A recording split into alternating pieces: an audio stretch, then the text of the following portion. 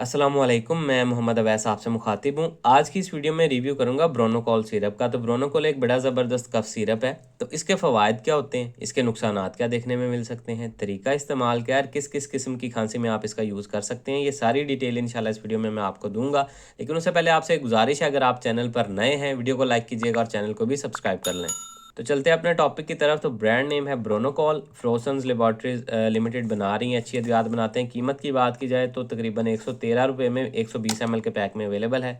अब बात करते हैं इसके कंपोजिशन की। तो इसमें पहले नंबर पे आ जाता है chlorpheniramine, terpin hydrate, potassium bicarbonate, ammonium carbonate solution, TR senega, menthol, aminophylline, potassium guaiacol sulphonate, potassium citrus, TR ipecac, extract glycyrrhiza. तो ये काफ़ी सारी चीज़ें इसमें ऐड की गई हैं, जिसमें एंटी एलर्जिक अद्वियात हैं, ब्रोंकोडायलेटर अद्वियात हैं, एक्सपेक्टोरेंट अद्वियात हैं और कुछ जड़ी बूटियाँ भी इसमें ऐड की गई हैं।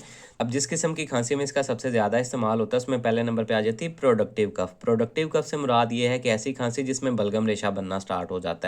तो प्रोडक्टिव कफ मुख्तलिफ वजूहात की वजह से हो जाती हैं, यानी कि अगर आपका गला ख़राब हो जाता है या आपको छाती का कोई इन्फेक्शन हो जाता है, नमूनिया हो जाए, ब्रोंकाइटिस हो जाए, या कोई वायरल इन्फेक्शन आपकी सांस की नालियों में सोजश की वजह बन जाता है, गले की ख़राबी की वजह बन जाता है, तो उसमें अक्सर आपको बलगम बनना स्टार्ट हो जाती है, रेशा बनना स्टार्ट हो जाता है, छाती पे जकड़न और सांस लेने में दिक्कत और खांसी स्टार्ट हो जाती है।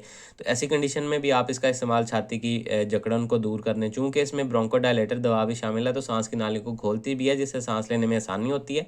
साथ में एक्सपेक्टोरेंट दवा भी शामिल है, जो कि बलगम को खारिज करने में मदद देती है। इसके बाद आ जाती है एलर्जिक कफ। एलर्जिक कफ से मुराद ये कि अगर आपको किसी एलर्जी की वजह से, छाती की बाज़ लोगों को एलर्जी होती है, बाज़ लोगों को नाक या गले की एलर्जी की शिकायत होती हैं, जिसकी वजह से उनको आए रोज़ नज़ला ज़ुकाम, खांसी, छींके आना, बलगम वगैरह पैदा होती रहती है, छाती पे गिरती रहती है, जिसकी वजह से उनको भी आए रोज़ छाती के बलगम के मसाइल रहते हैं। तो ऐसे मरीज़ों में भी सांस की नालियों में से बलगम को खारिज करने में इसका इस्तेमाल किया जा सकता है। इसके बाद आ जाते हैं एस्थमा, यानी कि दमा वाले मरीज़। दमा वाले मरीज़ों में भी सांस की नालियों में तंगी हो जाती है, ये भी किसी एलर्जी की वजह से हो सकती है, या एस्थमा का अटैक अगर किसी और वजह से भी हो, तो ऐसे मरीज़ों में भी आए रोज़ छाती के मसाइल रहते हैं, सांस लेने में दिक्कत, सांस का फूलना, बलगम रेशा पैदा होता रहता है, छाती में जकड़न रहती है। तो ऐसी कैफियत में एस्थमा वाले पेशेंट्स में भी आप इसका इस्तेमाल कर सकते हैं।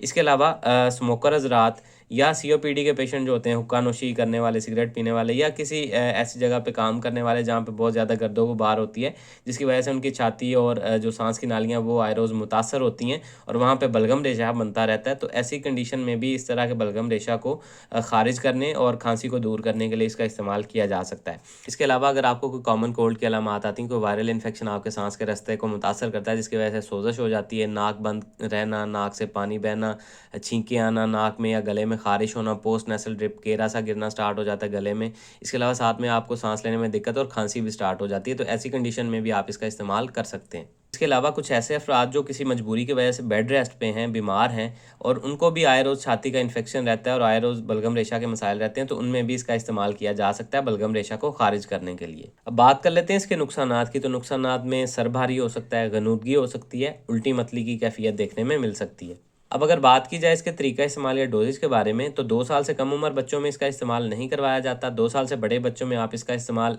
1 चाय का चम्मच या आधा चाय का चम्मच दिन में 2 से 3 दफ़ा कर सकते हैं। इसके अलावा बालग अफराद में इसका इस्तेमाल 1 से 2 चाय के चम्मच दिन में 3 से 4 मरतबा इस्तेमाल कर सकते हैं। इस्तेमाल करने का बेहतरीन तरीका ये है कि जितना आपने सिरप यूज़ करना है उतना ही नीम गर्म पानी हो, उसमें इसको मिक्स करके पी लें, तो ज़्यादा ये इफ़ेक्टिव हो जाता है। या जिस तरह से आपके डॉक्टर्स आपको प्रेस्क्राइब करें उस तरह से आपने इसको यूज़ करना है। तो ये सारी डिटेल थी जी ब्रोनोकॉल सिरप से रिलेटेड। उम्मीद है आप लोगों को पसंद आई होगी। इससे रिलेटेड कोई सवाल है कमेंट सेक्शन में आप मुझसे पूछ सकते हैं। अपना ख्याल रखिएगा। अल्लाह हाफ़िज़।